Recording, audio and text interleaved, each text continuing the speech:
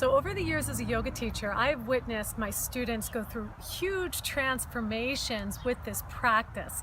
So I would like to share with you how I went through my own transformation. When I was a child, I was very hyper, restless, very rebellious, and so I had a hard time sitting still. When I was a teenager, maybe like 18 years old, my cousin recommended I go to yoga. It was Shivananda style, and it was a lot of Shavasana breathing techniques, and to be honest, I was bored silly and it didn't resonate.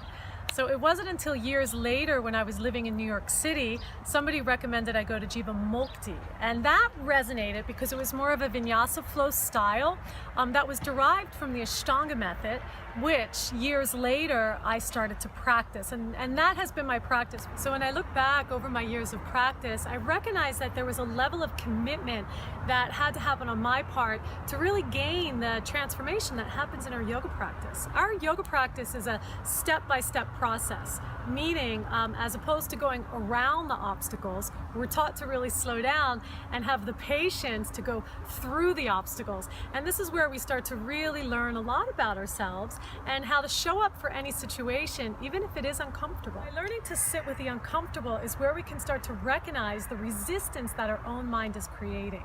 And then we can start to get really comfortable within ourselves. So when I look back over the years, my practice has taught me to be grounded. I'm much more centered. I'm more about how to harness my energy now.